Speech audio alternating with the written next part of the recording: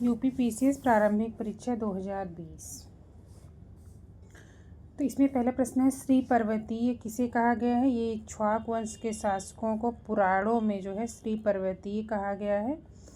और आंध्र भृत्य भी इनको कहा गया है, आंध्रों का नौकर। पहले जो इक्ष्वाक वंश के शासक थे वे सातवाहनों के सामंत थे। जब सातवाहनों का पतन हो गया तब ये अपने आप को स्वतंत्र घोषित कर दिए। और इक्ष्वाक वंश का संस्थापक कौन था, तो श्री शांतमूल था, श्री शांतमूल। नेक्स्ट है, मौर्य काल में एग्रोनोमोई अधिकारी जो था वो किस क्षेत्र से संबंधित था, तो ये एग्रोनोमोई जो था ये मार्ग निर्माण करवाता था। राजस्व संग्रह, सिंचाई सुविधाओं का पर्यवेक्षण, न्यायिक प्रशासन, भूमि की मांग, सड़कों को 10 स्टेडिया की दूरी पर पत्थर लगवाना, ये सारा कार्य कौन करता था, एग्रोनोमोई मौर्य काल में अधिकारी था ये।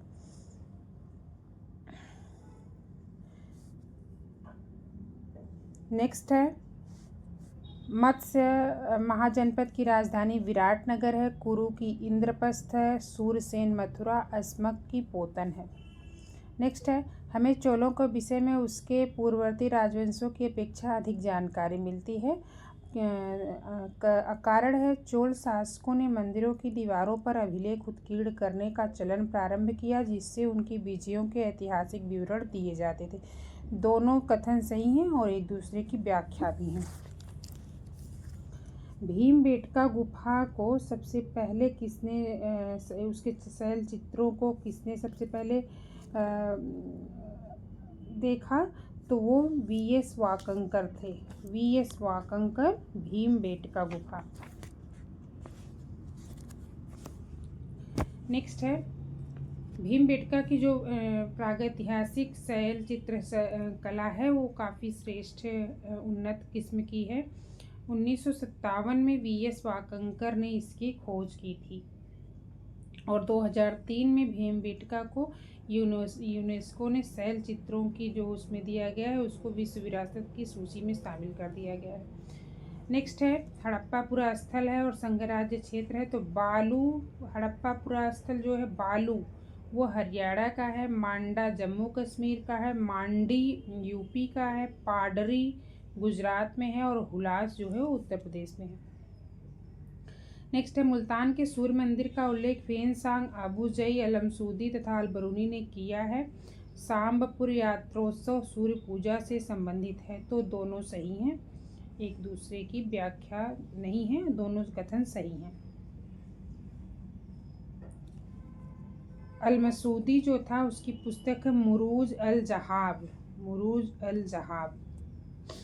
अलबरूनी महमूद गजनवी के साथ भारत आया था। नेक्स्ट है, उत्तर वैदिक समाज जो था वो कृषक समाज था। ऋग्वैदिक समाज चारागाह पे आधारित सामाजिक व्यवस्था थी और मध्यकाल में जमींदारी काफ़ी उन्नत अवस्था में थी। भारतीय राजनीतिक व्यवस्था की प्रकृति में निरंतरता एवं परिवर्तन के तत्व मूल रूप में पाए जाते हैं। भारतीय राजनीतिक व्यवस्था में निम्न राजनीतिक कार्यशैलियों जैसे आधुनिक शैली, परंपरागत शैली और संत शैली के तत्व समाहित हैं, तो एक दूसरे की व्याख्या है और दोनों कथन सही हैं। नेक्स्ट है, फतवा जहांगीरी, ये इसमें कालक्रमानुसार जो है इन बुकों को लगाना है। तो फतवा जहांगीरी जो है इसके लेखक जियाउद्दीन बरनी हैं। पृथ्वीराज रासो के लेखक चंदर बरदाई हैं। किताबुल हिंद की रचना अलबरूनी ने किया है। तबकात नासिरी मिन्हाजुस सिराज का ग्रंथ है। ये नासिरुद्दीन जो सुल्तान था उसके ऊपर तबकात नासिरी लिखी गई है मिन्हाजुस सिराज द्वारा। इन किताबों का सही क्रम क्या है, तो किताबुल हिंद जो अलबरूनी ने रचना की है ये सबसे पुरानी है। इसके बाद पृथ्वीराज रासो है जिसके लेखक चंद्र बरदाई हैं। उसके बाद तबकात नासिरी है जो नासिरुद्दीन से संबंधित है। मिन्हाज सिराज ने इसको लिखा है तबकात नासिरी को। और फतवा जहांगीरी जो है जियाउद्दीन बरनी ने लिखा है। सबसे लास्ट में फतवा जहांगीरी है और सबसे पुरानी किताबुल हिंद है। 1687 में जब औरंगजेब ने गोलकुंडा किले पर अधिकार किया था तो उस समय वहाँ का शासक अबुल हसन कुतुब शाह था। 1686 में बीजापुर पे आक्रमण किया था औरंगजेब ने। 1687 में गोलकुंडा, और 87 में जब इसने गोलकुंडा पर आक्रमण किया तो वहाँ शासक अबुल हसन कुतुब शाह था। नेक्स्ट है, अकबर ने लड़कों और लड़कियों के विवाह की आयु निर्धारित करने का प्रयास किया था। अकबर ने लड़कियों को अभिभावकों के दबाव से अलग स्वयं की इच्छा से विवाह करने की स्वतंत्रता दी थी। दोनों कथन सही हैं। नेक्स्ट है, अधिकारी दिया है और क्या कार्य थे उसके। तो दीवाने तन जो था वो जागीर और वेतन देखता था। दीवाने तन, वेतन। मुस्तारफी जो था वो राज्य की आय व्यय, मुस्तारफी वो असरफी या आय व्यय का निरीक्षण करता था। मुशरिफ कार्यालय को संभालता था। वाकिया नवीस जो था वो प्रमुख घटनाओं को सूचीबद्ध करता था कि कौन फरमान कब जारी हुआ, कौन घटना कब हुई। नेक्स्ट है, शेख मुइनुद्दीन चिश्ती जो थे उनका अजमेर से संबंधित हैं। मुइनुद्दीन चिश्ती अजमेर, अजमेर। बुरहानुद्दीन गरीब कौन थे, ये दौलताबाद से संबंधित थे, तो बुरदो। शेख मोहम्मद हुसैनी जो थे ये गुलबर्गा से संबंधित थे, हुसैनी गुल। और शेख निजामुद्दीन औलिया जो इनको महबूब इलाही भी कहा जाता था, इनका जन्म बदायूं में ही हुआ था और इनका जो निवास स्थान था वो दिल्ली में था। निजामुद्दीन औलिया दिल्ली, निजा दिल्ली। तो मुइनुद्दीन चिश्ती अजमेर, बुरहानुद्दीन दौलताबाद, मोहम्मद हुसैनी गुलबर्गा और निजामुद्दीन औलिया दिल्ली। किस मुगल कालीन नहर का निर्माण फिरोज शाह की रजवाब नहर को पुनर्जीवित करके किया गया था? तो सहाब नहर जो है रजवाब नहर को पुनर्जीवित करके इसका निर्माण किया गया था। नेक्स्ट है, किताबे नौरस बुक कौन लिखा है? तो ये इब्राहिम आदिल सादुद्दीन ने लिखा है। किताबे नौरस, ये बीजापुर का सुल्तान था, इसने किताबे नौरस, इब्राहिम आदिल शाह द्वितीय। नेक्स्ट है, एक्सला सैपल 1748 की जो संधि है उसके बारे में। ये प्रथम कर्नाटक युद्ध की समाप्ति पे हुई थी और अंग्रेजों को मद्रास पुनः प्राप्त हो गया था। इसमें दोनों कथन सही हैं। प्रथम कर्नाटक युद्ध जो था वो 1746 से 48 के बीच में लड़ा गया था। सिक्किम का भारत में विलय लॉर्ड डलहौजी ने किया था। नेक्स्ट है, द्वितीय गोलमेज सम्मेलन में कौन कौन शामिल थे? तो महात्मा गांधी, पंडित मदन मोहन मालवीय, सरोजिनी नायडू, ये सब शामिल थे। राजेंद्र प्रसाद नहीं थे। और द्वितीय गोलमेज सम्मेलन जो चला था वो 7 सितंबर 1931 से 1 दिसंबर 1931 तक चला था। एनी बेसेंट भी इसमें भाग ली थी। और गांधी जी के साथ उनके सचिव महादेव देसाई, प्यारेलाल, मीराबेन, देवदास गांधी भी लंदन गए थे। नेक्स्ट है, बुक दिया है, लेखक दिया है। तो the story of my deportation Lala Lajpat Rai की है। गीता रहस्य बाल गंगाधर तिलक की। A nation in making Surendra Nath Banerjee. India wins freedom Maulana Abul Kalam Azad. 1755 में डिंडीगुल मैसूर में आधुनिक शस्त्रागार कौन बनाया था? तो हैदर अली ने बनाया था।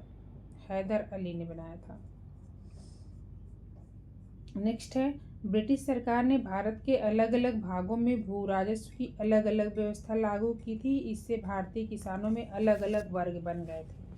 तो दोनों सही हैं और व्याख्या भी हैं। भू राजस्व के संदर्भ में रैयतवाड़ी व्यवस्था सबसे बड़े भूभाग पर थी, लगभग 51% क्षेत्र पर। महालवाड़ी 30% पर थी, अस्थाई बंदोबस्त 19% पर था। तो सबसे ज़्यादा रैयतवाड़ी फैली हुई थी, फिर महालवाड़ी, फिर अस्थाई बंदोबस्त, रैमस्था। नेक्स्ट देखेंगे अंडमान निकोबार द्वीप समूह की निवासी जनजातियां कौन कौन सी हैं। तो हालचू, ओंजे, सोमपेन ये अंडमान निकोबार द्वीप समूह की हैं। और जो रेंगमा जनजाति है ये नागा जनजाति है, जो नागालैंड और असम क्षेत्र में पाई जाती है। सतलज नदी जो है वो ट्रांस हिमालय की नदी है।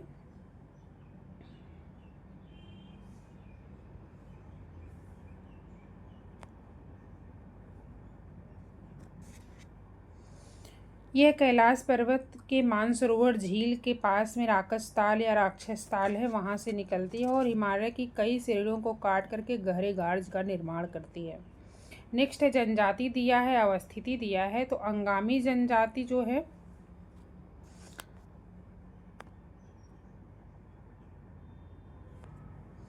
नागालैंड में पाई जाती है। अंगामी जनजाति बिरहोर झारखंड की जनजाति है। खस जो है ये उत्तराखंड और हिमाचल प्रदेश और जम्मू कश्मीर क्षेत्र में ये इसका पूरा विस्तार है। टोडा जनजाति जो है वो तमिलनाडु की है। तो अंगामी नागालैंड, बिरहोर झारखंड, खस जो है वो उत्तराखंड, हिमाचल प्रदेश, जम्मू कश्मीर की जनजाति है। झील दिया है और अवस्थिति दिया है। तो साला झील जो है अरुणाचल प्रदेश की है, बड़खल फरीदाबाद हरियाणा में है, लोकटक मणिपुर की है और कालीवेली जो है बिलुपुरम जिला तमिलनाडु की झील है। नेक्स्ट है अहमदाबाद भारत में सूती वस्त्र उद्योग का सबसे बड़ा केंद्र है। अहमदाबाद भारत के प्रमुख कपास उत्पादन क्षेत्र में स्थित है, इसलिए कच्चा माल की कोई समस्या इसको नहीं होती है। तो पहला गलत है, भारत में सूती वस्त्र का सबसे बड़ा केंद्र अहमदाबाद नहीं है, ये मुंबई महाराष्ट्र है। उसके बाद अहमदाबाद दूसरा सबसे बड़ा सूती वस्त्र उद्योग का उत्पादन केंद्र है। और दूसरा बिल्कुल सही है कि अहमदाबाद भारत के प्रमुख कपास उत्पादन क्षेत्र में स्थित है, इसलिए इसे कच्चा माल की कोई समस्या नहीं होती है। नेक्स्ट है भारत की नवीनतम श्रेणियों के बारे में दिया गया है। तो ये हिमाद्री श्रेणी जो है वो सबसे नवीनतम है, बाकी अरावली, विंध्याचल, पश्चिमी घाट ये सब पुरानी श्रेणियाँ हैं। हिमाद्री श्रेणी सबसे नवीनतम बलित पर्वत का उदाहरण है।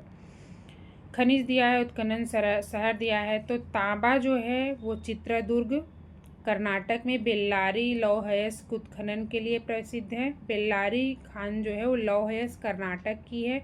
चित्रदुर्ग में लौह अयस्क और मैग्नीज का उत्पादन किया जाता है।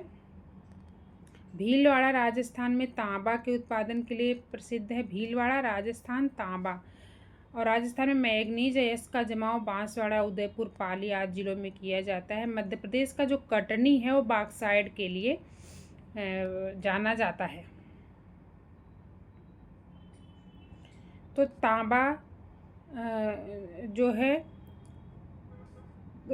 फिर से देखेंगे, कर्नाटक में बेल्लारी जो है वो लौह अयस्क उत्खनन के लिए प्रसिद्ध है। चित्रदुर्ग लौह अयस्क और मैग्नीज का उत्पादन करता है कर्नाटक का। भीलवाड़ा राजस्थान का तांबा के लिए प्रसिद्ध है। राजस्थान में मैग्नीज अयस्क का जमाव बांसवाड़ा, उदयपुर, पाली जिलों में होता है। और मध्य प्रदेश में जो कटनी क्षेत्र है वो बॉक्साइट उत्खनन किया जाता है वहाँ से। कश्मीर घाटी कहाँ पे स्थित है। तो ये पीर पंजाल और हिमाद्री पर्वत श्रेणियों के बीच अवस्थित है। कपीर हिमा कश्मीर घाटी पीर पंजाल हिमाद्री श्रेणियों के बीच में स्थित है। महान हिमालय को ही हिमाद्री पर्वत श्रेणी कहा जाता है। हिमाद्री तो एक तरह से देखा जाए तो कश्मीर घाटी जो है पीर पंजाल और महान हिमालय के बीच में अवस्थित है, जिसे हिमाद्री हिमालय कहा जाता है। यमुना की पश्चिम पूर्व से नदियों का क्रम जो है सहायिकाएँ जो है वो हैं चसीबे के, चंबल, सिंध, बेतवा, केन।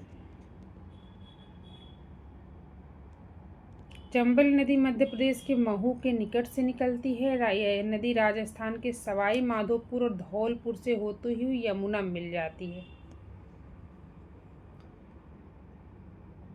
नेक्स्ट है कोलकाता बंदरगाह से अगरतला के लिए पहली बार मालवाहक जहाज जो बांग्लादेश में भेजा गया था वो चट्टोग्राम या चिटगांव बंदरगाह से होता हुआ गया था। लौहानिस्क खनिज क्षेत्र है, लौह खनिज क्षेत्र है और देश हैं तो कजाकिस्तान कारागांडा क्षेत्र जो है वो लौह खनिज के लिए प्रसिद्ध है। यूक्रेन का क्रिवाई राग लौह खनिज क्षेत्र है। फ्रांस का नॉर्मेंडी लौह अयस्क खनिज क्षेत्र है और फ्रांस का पिरेनीज जो है वो लौह अयस्क खनिज क्षेत्र है। तो कजाकिस्तान कारागांडा, यूक्रेन क्रिवाई राग, फ्रांस नॉर्मेंडी, फ्रांस का ही पिरेनीज भी है। खट्टे रसीले फल जो होते हैं वो भूमध्य सागरीय प्रदेश के होते हैं। भूमध्य सागरीय प्रदेश की जलवायु जो है उपोष्ण कटिबंधीय शुष्क ग्रीष्म जलवायु प्रदेश भी इसको कहा जाता है। बैगियो जो चक्रवात है वो फिलीपींस में आता है। हरिकेन यूएसए, टाइफून चीन, बिलीबिली ऑस्ट्रेलिया में। डार्लिंग श्रृंखला जो है वो दक्षिण पश्चिमी तट पे ऑस्ट्रेलिया के दक्षिण पश्चिमी तट पर अवस्थित है। डार्लिंग श्रृंखला ऑस्ट्रेलिया के दक्षिण पश्चिम तट पर अवस्थित है, पश्चिमी ऑस्ट्रेलिया राज्य में। कौन सी महासागरीय धारा हिंद महासागर से संबंधित है? ये है अगुलहास। फ्लोरिडा जो जलधारा है अटलांटिक से संबंधित है। Florida Atlantic. कनारी भी अटलांटिक की है। अगुलहास हिंद महासागर। क्यूराइल जो है वो प्रशांत की है। अगुलहास और फ्लोरिडा गर्म जलधाराएं हैं। कनारी क्यूराइल जो है ये ठंडी जलधाराएं हैं। फ्लोरिडा अटलांटिक, कनारी अटलांटिक, क्यूराइल प्रशांत। यहूदी जो है वो इजराइल में रहते हैं। टेडा लीबिया के हैं। बेजा मिस्र के हैं। लुर ईरान के हैं। बेजा मिस्र, टेडा लीबिया। देश राजधानी दिया है तो मोरक्को की राजधानी रबात है। ट्यूनीशिया की ट्यूनिस है। अल्जीरिया की अल्जियर्स है। केप वर्डे की राजधानी प्राया है, प्राया। बमाको जो है वो माली की राजधानी है। दक्षिणी अमेरिका का पोस्टमास्टबुर्ग उसका समीपवर्ती क्षेत्र किस खनिज के लिए प्रमुख है? तो यहाँ पे मैग्नीज। दक्षिण अफ्रीका का पोस्टमासबर्ग जो है वो मैग्नीज उत्पादन के लिए प्रसिद्ध है। नेक्स्ट है एटलस पर्वत मोरक्को का है। किलिमंजारो जो है वो तंजानिया का है। चिम्बराजो इक्वाडोर का है। Chimborazo Ecuador, Kilimanjaro Tanzania, Atlas Morocco. Kinta घाटी जो है वो टिन उत्पादन के लिए प्रसिद्ध है और ये मलेशिया में स्थित है। भूमध्य रेखा जो या विषुवत रेखा जो है वो 13 देशों से होकर जाती है। ये देश हैं Brazil, Ecuador, Colombia, Sao Tome Principe, Congo गणराज्य, युगांडा, सोमालिया, गैबन, कांगो लोकतांत्रिक गणराज्य, Kenya, Indonesia, Maldives, Kiribati. Brazil, Ecuador, Colombia, Sao Tome Principe, Congo गणराज्य, युगांडा, सोमालिया, गैबोन, कांगो लोकतांत्रिक गणराज्य, केन्या, इंडोनेशिया, मालदीव, किरिबाती। राष्ट्रीय स्वच्छ वायु कार्यक्रम केंद्र सरकार द्वारा 2019 में प्रारंभ किया गया है। इसका लक्ष्य क्या है? तो 2017 की तुलना में 2024 तक जो PM10 पार्टिकल है और PM2.5 की सांद्रता है पार्टिकल की, उसको 20 से 30% तक कटौती करना है उसमें। केंद्रीय पर्यावरण, वन एवं जलवायु परिवर्तन मंत्रालय द्वारा राष्ट्रीय स्वच्छ वायु कार्यक्रम लॉन्च किया गया है। नेक्स्ट है 20वीं सदी के 80 के दशक के मध्य विकास के नकारात्मक पक्षों पर विस्तार से चर्चा की गई है। कौन सा उसमें महत्वपूर्ण नहीं था? तो प्राकृतिक संसाधनों का क्षरण, पर्यावरण प्रदूषण, जनसामान्य का विस्थापन और पुनर्वास, ये सब उसमें थे। बाकी राजनीति और विकास जो है ये इससे संबंधित नहीं है। 1987 में संयुक्त राष्ट्र में पर्यावरण से संबंधित एक प्रतिवेदन की प्रस्तुति की गई थी, जिसके बाद धारणीय विकास पर चर्चा प्रारंभ हुई। 1987 में जो है धारणीय विकास की चर्चा प्रारंभ हुई। वह प्रतिवेदन का क्या नाम था? तो इसका नाम था our common future. Brundtland report, जिसको आवर कॉमन फ्यूचर भी कहा जाता है, वर्ष 1987 में जारी की गई थी। इसी के तहत सतत विकास की संकल्पना का प्रतिपादन किया गया था। साइलेंट स्प्रिंग जो है विश्व के पर्यावरणीय आंदोलन को इससे गति मिलती है। इस बुक के से 1962 में प्रकाशित हुई थी साइलेंट स्प्रिंग, और इसके लेखक कौन है तो रेचल कार्सन। नेक्स्ट है वन्य प्राणियों के विलुप्तीकरण का प्रमुख कारण जो है क्या होता है तो प्राकृतिक आवास का नष्ट होना, जंगलों में आग लग जाना, वन्य प्राणियों का अवैध वाणिज्यिक व्यापार जो होता है, ये सब कारण होते हैं उनके विलुप्तीकरण के। जनसंख्या की तीव्र वृद्धि जो है वन्य प्राणियों के विलुप्तीकरण का कोई कारण नहीं होता है। नेक्स्ट है इंद्रावती राष्ट्रीय उद्यान छत्तीसगढ़ का है। मोल्लेम गोवा का है। कलेसर हरियाणा का है। प्रोजेक्ट टाइगर 73 में आया था। हाथी 92 में आया था। वन्यजीव संरक्षण अधिनियम 1972 में आया था, और जैव विविधता अधिनियम 2002 में आया था। जैव भू रासायनिक चक्र है जिससे एक पारिस्थितिकी तंत्र के विभिन्न घटकों से होकर पोषक तत्व गुजरते हैं। जैव भू रासायनिक चक्र,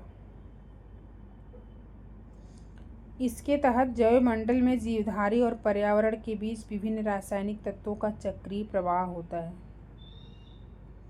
यदि ग्रीन हाउस इफेक्ट जो है ना रहे तो उसमें भू सतह का औसत तापमान कितना होगा तो लगभग -18 डिग्री सेल्सियस या 0 फ़ारेनहाइट हो जाएगा।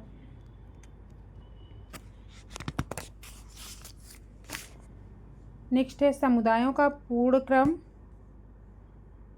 जो एक निश्चित स्थान पर बदलता है उसको सीयर कहते हैं। सीयर। सस्टेनेबल पर्यटन का मुख्य उद्देश्य क्या है तो सांस्कृतिक अखंडता और पारिस्थितिकी प्रक्रियाओं को बनाए रखते हुए पर्यटन और पर्यावरण प्रबंधन करना।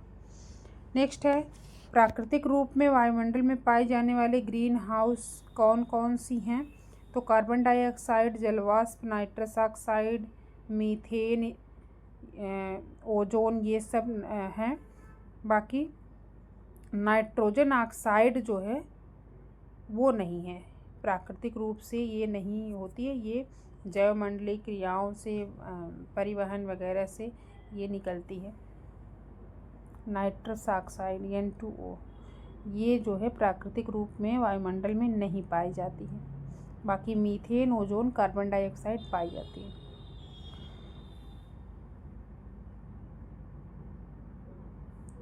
पर्यावरण के अंग कौन कौन से होते हैं तो सांस्कृतिक पर्यावरण, भौतिक पर्यावरण, जैविकी पर्यावरण होते हैं। बाकी परिचालन पर्यावरण जो है इसका अंग नहीं है। पारिस्थितिकी संक्रमण की अवधारणा किसने दिया था तो ये बेनेट द्वारा दिया गया था 1976 में, W बेनेट द्वारा।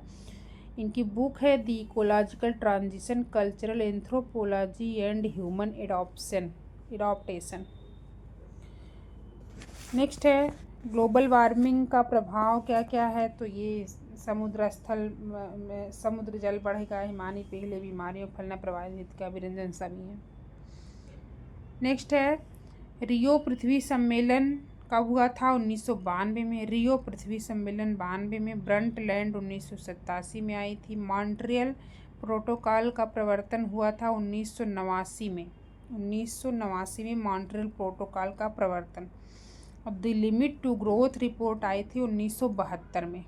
1972 में मॉन्ट्रियल प्रोटोकॉल का प्रवर्तन 1989 में हुआ था। राष्ट्रीय चंबल अभ्यारण्य, जिसे राष्ट्रीय चंबल घड़ियाल वन्यजीव अभ्यारण्य कहा जाता है, गंभीर रूप से लुप्तप्राय घड़ियाल या छोटे मगरमच्छ जो होते हैं, लाल मुकुट वाले कछुआ, लुप्तप्राय गंगा डॉल्फिन के लिए उत्तर भारत में संरक्षित क्षेत्र है। ये इसका विस्तार राजस्थान, मध्य प्रदेश, उत्तर प्रदेश में है और ये चंबल नदी पर अवस्थित है। फायर अलार्म में फोटोसेल का यूज़ किया जाता है। फोटोसेल जो होता है वो प्रकाश ऊर्जा को विद्युत ऊर्जा में परिवर्तित करता है। थर्मोप्लास्टिक कौन कौन से होते हैं तो टेफ्लॉन, पॉलीस्टीरीन, पॉलीथीन ये सब थर्मोप्लास्टिक हैं। नियोप्रीन जो है वो थर्मोप्लास्टिक नहीं है। नियोप्रीन जो होता है वो क्लोरोप्रीन का उच्च बहुलक है। कृत्रिम रबर इसको कहते हैं, इसे कृत्रिम रबर बनाया जाता है। नेक्स्ट है सुक्रोज की अपेक्षा प्रतीप शर्करा अधिक मधुर होती है। प्रतीप शर्करा को सुक्रोज के जल अपघटन से प्राप्त किया जाता है। तो दोनों सही है लेकिन व्याख्या नहीं है। नेक्स्ट है सोडियम चाकू से आसानी से काटा जा सकता है। पारा को कमरे के ताप पर द्रव है ये। चांदी जो है विद्युत का अच्छा सुचालक होता है और सीसा जो होता है ऊष्मा का कुचालक होता है। फाइब्रोइन जो है ये प्राकृतिक पदार्थ है, प्रोटीन होता है एक तरह का फाइब्रोइन, जो रेशम तंतुओं का घटक है फाइब्रोइन। बाकी नियोप्रीन, लेक्शान, टेफ्लॉन ये सब कृत्रिम पदार्थ हैं।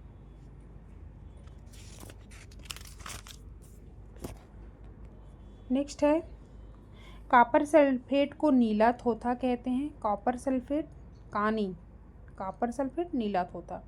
इसका यूज होता है कवकनाशी, शैवालनाशी के रूप में।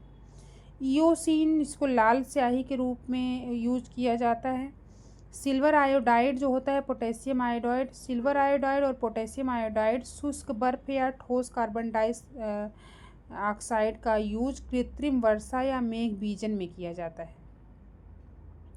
तो कृत्रिम वर्षा में किसका किसका यूज होता है? सिल्वर आयोडाइड, पोटेशियम आयोडाइड, शुष्क बर्फ या ठोस कार्बन डाइऑक्साइड का यूज। जिंक फास्फाइड जो है वो एक कृदंतनाशी है। कृदंतनाशी या रोडेंटनाशी जिंक फास्फाइड है। सुपोषण क्या होता है? तो यह जल में घुलित ऑक्सीजन को कम करता है और ये जल निकाय के पोषक तत्व के संवर्धन की घटना है। दोनों सही हैं। नेक्स्ट है किस प्राकृतिक पदार्थ में लौह विद्यमान होता है? तो मायोग्लोबिन में लौह विद्यमान होता है। ये कशेरुकी प्राणियों के पेशीय ऊतकों में पाया जाने वाला एक प्रोटीन है मायोग्लोबिन। आयरन इसका आवश्यक घटक है। सुपोषण हम देख लेंगे होता क्या है। तो ये आप जल निकाय में जब जैविक और अजैविक दोनों प्रकार के पोषक तत्वों की वृद्धि हो जाती है तो इस घटना को सुपोषण या न्यूट्रोफिकेशन कहते हैं। अपशिष्ट जलों के बहाव के साथ कार्बनिक पोषक तत्वों के आने के अलावा कार्बनिक अपशिष्टों का जमाव भी जलाशयों की पोषक मात्रा को बढ़ा देता है खाद के रूप में। अत्यधिक पोषकों की उपस्थिति में शैवालों का तेजी से विकास होने लगता है। शैवाल के साथ साथ जलीय पौधों की संख्या में भी वृद्धि हो जाती है।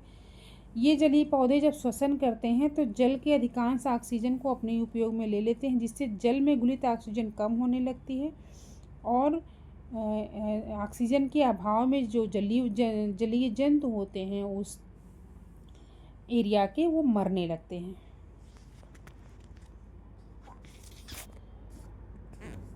नेक्स्ट है मानव शरीर में प्रोटीन का पाचन किस अंग से प्रारंभ हो जाता है? तो ये आमाशय से। प्रोटीन का पाचन जो है वो आमाशय में प्रारंभ होता है।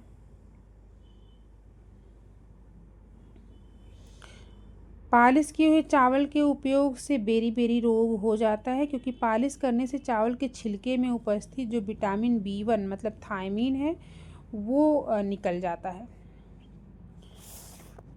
मनुष्य का रक्त जमने के लिए विटामिन K जिम्मेदार होता है। विटामिन K को रुधिर स्राव रोधी पदार्थ भी कहते हैं। मस्तिष्क हृदय गति को नियंत्रित करने के लिए उत्तरदायी होता है और ये शरीर का संतुलन भी बनाता है। मानव मस्तिष्क जो होता है वो सोचने, हृदय गति नियंत्रण, शरीर के संतुलन सभी चीज़ के लिए जिम्मेदार होता है। मेडुला, सेरेबेलम, सेरिब्रम ये सब भाग होते हैं। मेडुला जो होता है, मेडुला ऑब्लांगेटा जो होता है वो हृदय गति, रक्तचाप ये सब नियंत्रण करता है। सेरिबेलम जो होता है वो संतुलन बनाने के लिए, सेरिबेलम संतुलन बनाता है।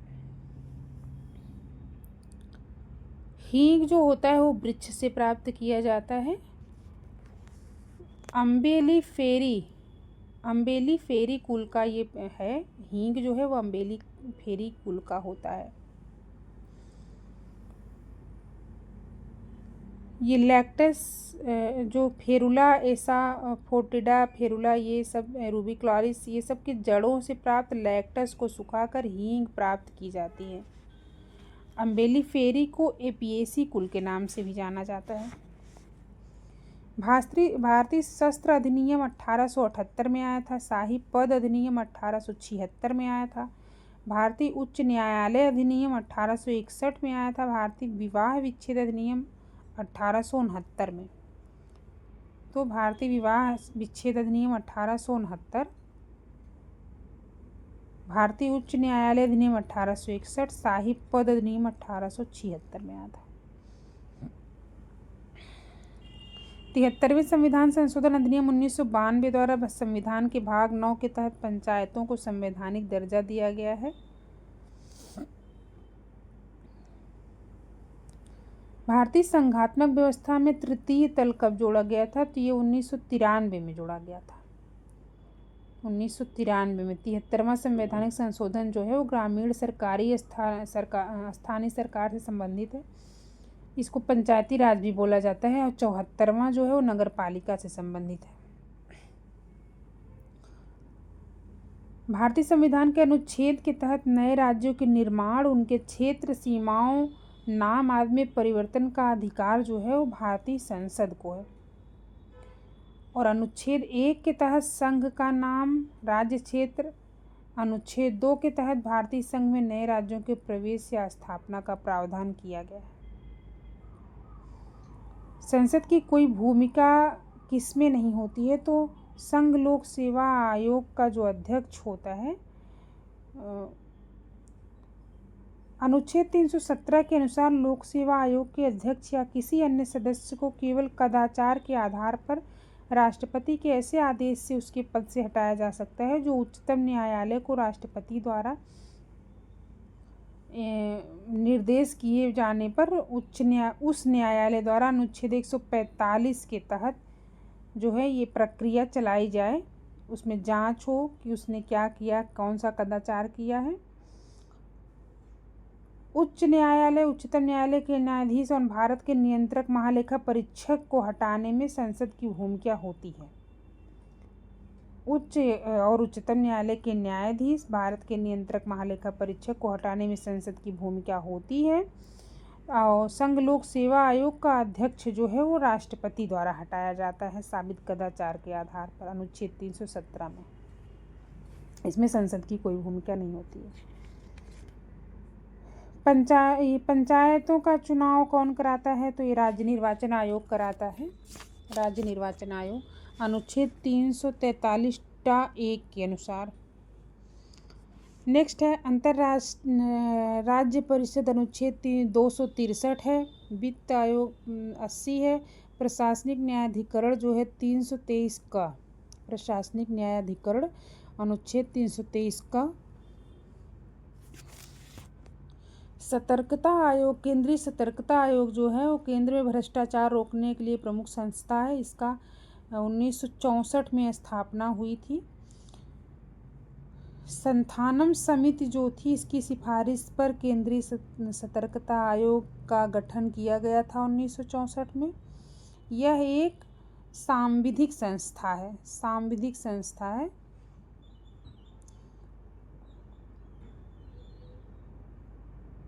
अनुच्छेद 268 जो है राज्यों द्वारा संग्रहित और विनियोजित करने वाले शुल्क से संबंधित है, 268। और अनुच्छेद 276 जो है वो वृत्तियों, व्यापार, आजीविकाओं और नियोजन पर कर से संबंधित है। वृत्ति, व्यापार, आजीविका पर जो कर लगता है वो 276 से संबंधित है।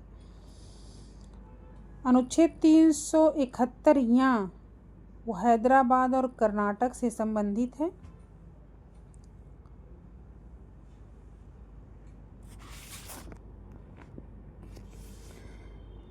मूल कर्तव्य भाग 4 का में, राज्य भाग 6 में, महान्यायवादी भाग 5 में, अनुच्छेद 76 के तहत संघ और राज्य के अधीन सेवाएं जो हैं वो भाग 14 में है।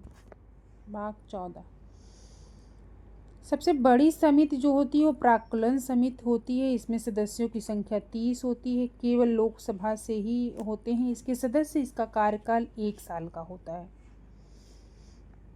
लोक लेखा समिति जो होती है वो 22 सदस्य होते हैं। दोनों सदनों से 15 लोक से सभा से 7 राज्यसभा से होते हैं। इसका कार्यकाल 1 साल का होता है। एक जो होती है सरकारी उपक्रम समिति, इसमें भी 22 सदस्य होते हैं। 15 लोकसभा 7 राज्यसभा। इसका भी कार्यकाल 1 वर्ष के लिए होता है। याचिका समिति के सदस्यों की संख्या 15 होती है और इसके सदस्य जो होते हैं अध्यक्ष, लोकसभा अध्यक्ष द्वारा निर्देशित होते हैं। कार्यकाल कुछ नियत नहीं होता है इसका, याचिका समिति का। इसका कार्य जो होता है लोकसभा को प्रस्तुत की गई याचिकाओं पर विचार करना और प्रतिवेदन प्रस्तुत करना। याचिका समिति के सदस्यों की संख्या होती है 15। नेक्स्ट है भारतीय संविधान का अनुच्छेद 164(1) का जो है वो विधानसभा सदस्यों की संख्या के बारे में इसमें उपबंध है। इसके अकॉर्डिंग सदस्यों की कुल संख्या के 15% से अधिक जो है उस विधानसभा के सदस्यों में मंत्रियों की संख्या उससे अधिक नहीं होगी। मतलब जितनी संख्या है उससे उसका 15%। लेकिन एक और शर्त है कि मुख्यमंत्री सहित मंत्रियों की संख्या 12 से कम नहीं होगी किसी भी राज्य में। संविधान के आधारभूत ढांचे को केशवानंद भारतीवाद 1973 के तहत किया गया था।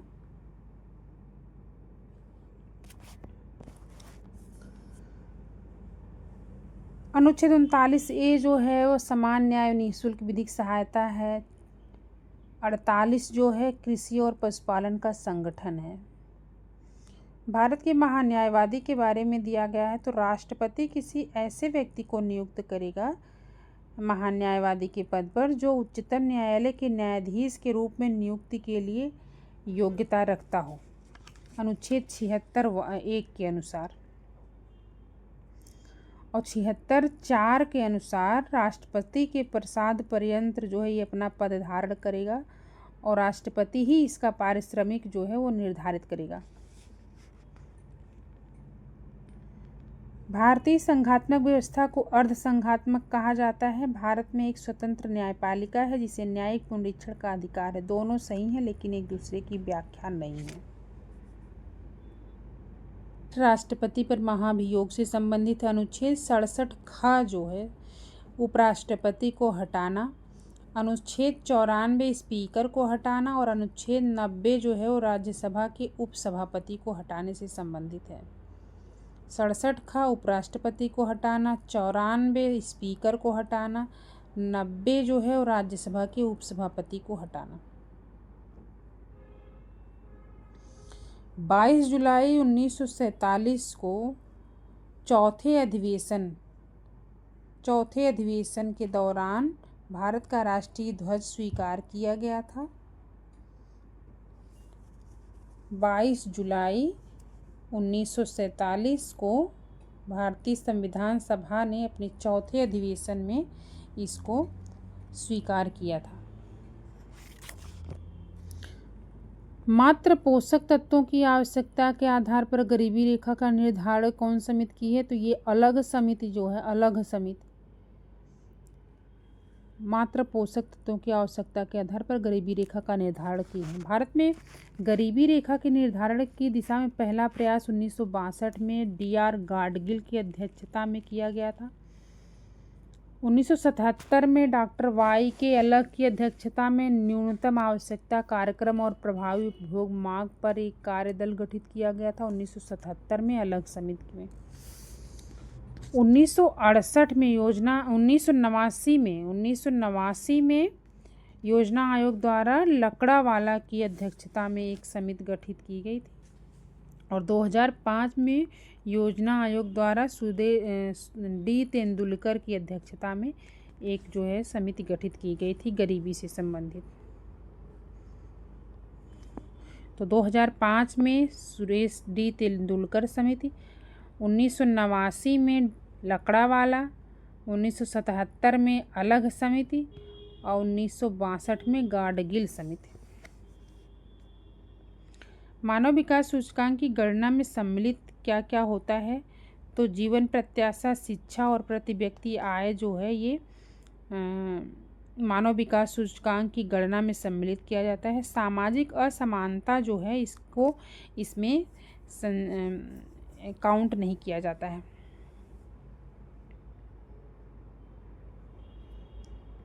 गरीबी की संस्कृति का विचार जो है ऑस्कर लुईस द्वारा प्रस्तुत किया गया था। ऑस्कर लुईस द्वारा गरीबी की संस्कृति, कल्चर ऑफ पॉवर्टी की अवधारणा प्रस्तुत की गई थी। ये अमेरिकी मानवशास्त्री थे। अटल नवोन्मेष मिशन किस विभाग की प्रमुख पहल है? तो ये नीति आयोग। अटल नवोन्मेष मिशन नवाचार और उद्यमिता को बढ़ावा देने के लिए नीति आयोग द्वारा शुरू किया गया है। अंतर्राष्ट्रीय श्रम संगठन का गठन वर्ष 1919 में किया गया था। अंतर्राष्ट्रीय श्रम संगठन का गठन वर्ष 1919 में किया गया था और वर्ष 1919 में वाशिंगटन में जो पहला अंतर्राष्ट्रीय श्रम सम्मेलन आयोजित किया था उसमें मजदूरों के प्रतिनिधि के रूप में एन.एम. जोशी इंडिया से भेजे गए थे और उनके सलाह के रूप में बीपी वाडिया भी गए थे। अंतर्राष्ट्रीय श्रम संगठन 1919, एन.एम. जोशी, बीपी वाडिया। अक्टूबर 1975 में समन्वित बाल विकास योजना कब लॉन्च की गई थी? 1975 में। ये 6 सेवाएं इसके तहत था: पूरक पोषण, स्कूल पूर्व अनौपचारिक शिक्षा, पोषण एवं स्वास्थ्य शिक्षा, टीकाकरण, स्वास्थ्य चेकअप, रेफरल सेवाएं।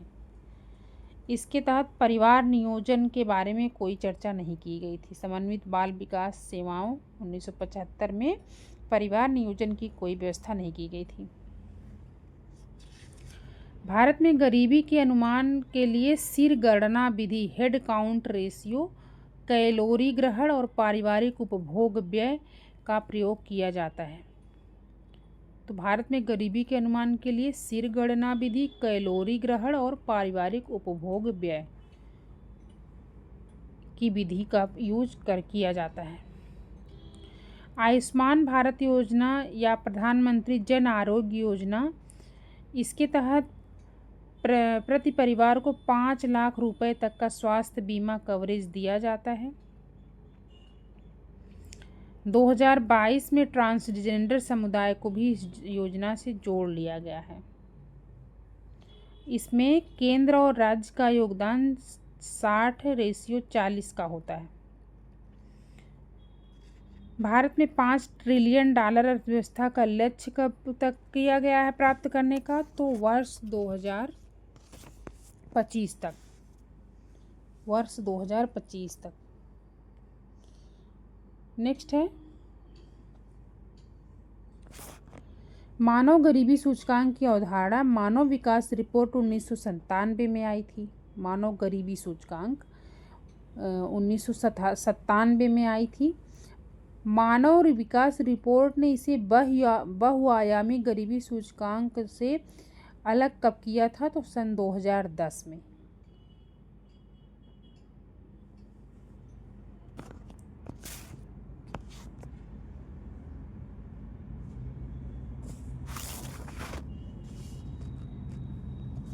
पीएम जन आरोग्य अभियान 2018 में, जन आरोग्य कोरोना काल के समय में 2018 में आया था। पीएम वय वंदन 17, वय वंदन कब आया था? 2017 में आया था। पीएम रोजगार प्रोत्साहन 2015 में आया था। 2015 में आया था, 2016 में इसको लॉन्च किया गया था। पीएम रोजगार प्रोत्साहन योजना पकौड़ा तलो वाली 2016। स्वच्छ भारत अभियान 14 में आया था। तो पीएम जन आरोग्य 18, पीएम वय वंदन योजना 2017, रोजगार प्रोत्साहन 2016, स्वच्छ भारत 14। विकास अन्वीक्षण मूल्यांकन का कार्यालय जो दीर्घकालिक नीति का अन्वीक्षण करता है, ये नीति आयोग के अंतर्गत आता है।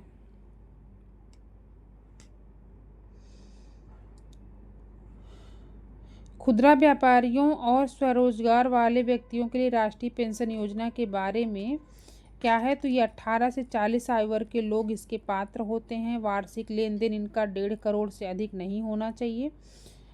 राष्ट्रीय पेंशन योजना के सदस्य नहीं होने चाहिए। किसी भी योजना में ये जो है रजिस्टर्ड नहीं होने चाहिए। और इसके अंतर्गत 3,000 रुपये का मासिक पेंशन सुनिश्चित किया गया है। नेक्स्ट है निधि कार्यक्रम जो है वो छात्रों के लिए स्टार्टअप हेतु प्रारंभ किया गया है। इसका उद्देश्य 20 छात्रों की स्टार्टअप हेतु प्रतिवर्ष वित्तीय सहायता देना। Nidhi national initiative for developing and harnessing innovations. Nidhi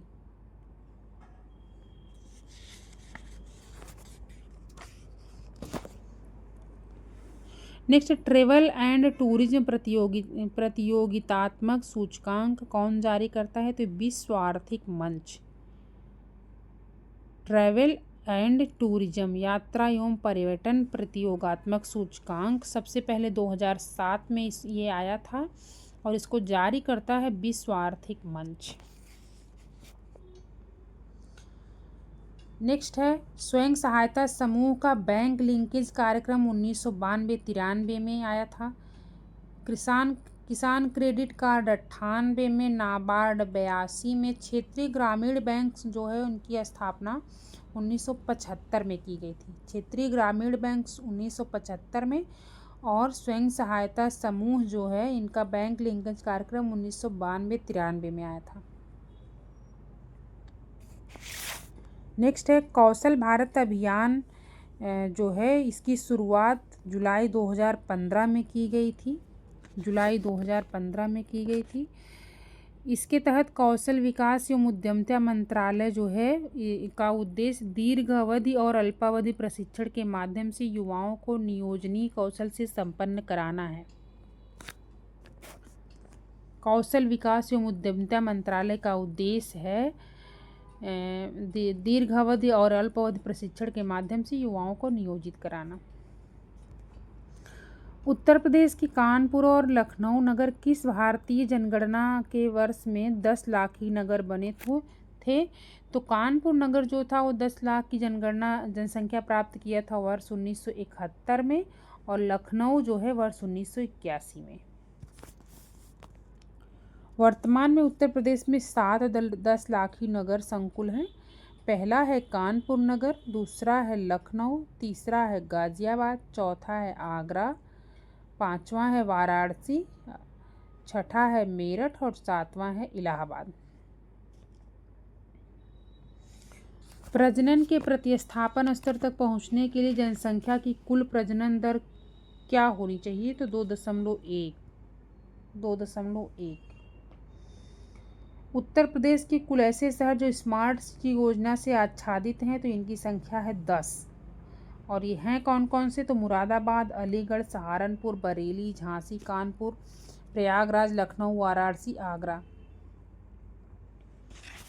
next है 2018 में फ्रांस के सहयोग से बृहद सौर ऊर्जा संयंत्र को स्थापित कहाँ पे किया गया था यूपी में, तो मिर्ज़ापुर में। नेक्स्ट है विरासत शहर विकास और वृद्धि योजना, इसको जो शॉर्ट फॉर्म में हृदय कहते हैं, इसमें कौन कौन शामिल हैं, तो वाराणसी और मथुरा शामिल है। हृदय योजना के अंतर्गत ये हृदय योजना आई कब थी, तो 2015 में आई थी। इसके अंतर्गत 12 शहरों में ये कार्यान्वयन इसका किया जाएगा। अजमेर है, अमरावती, अमृतसर, बादामी, द्वारिका, गया, कांचीपुरम, मथुरा, वाराणसी, वेलकन्नी और वारंगल। तो यूपी के 2 शहर हैं इसमें, मथुरा और वाराणसी।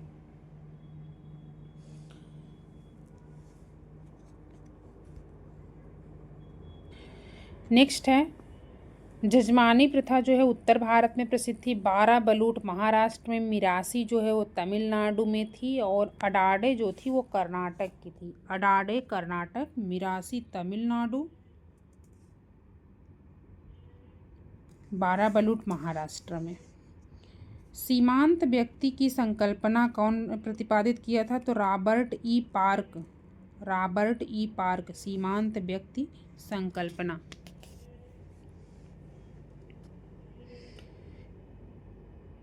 ई लोक अदालत का सबसे पहले कहाँ पर प्रयोग हुआ था? तो ये छत्तीसगढ़ है। कोविड-19 के समय ई लोक अदालत छत्तीसगढ़ ने प्रारंभ किया था 11 जुलाई 2020 को। मिट्टी बचाओ आंदोलन कहाँ से प्रारंभ हुआ? तो ये होशंगाबाद मध्य प्रदेश से। आयोग ने इसको दरभंगा बिहार माना है। नेक्स्ट है राष्ट्रीय महिला आयोग की अध्यक्ष जो हैं, इनका क्रम क्या था? तो जयंती पटनायक जो थी वो 1992 में थी। ममता शर्मा 2011 में थी। डॉक्टर गिरिजा व्यास जो है 2005 में थी। और पूर्णिमा अडवाणी जो है वो 2002 में थी। हौसला 2018 इसका आयोजन महिला एवं बाल विकास मंत्रालय भारत सरकार द्वारा नई दिल्ली में किया गया था। ये बच्चों की देखरेख करने वाली जो संस्थाएं होती हैं उनका राष्ट्रीय उत्सव होता है हौसला 2018। लॉकडाउन किन विधिक शक्तियों के आधार पर लगाया गया था? तो ये डिजास्टर मैनेजमेंट एक्ट 2005 के तहत और epidemic diseases act 1897। Epidemic diseases act 1897 और डिजास्टर मैनेजमेंट एक्ट 2005 के तहत लॉकडाउन लगाया गया था।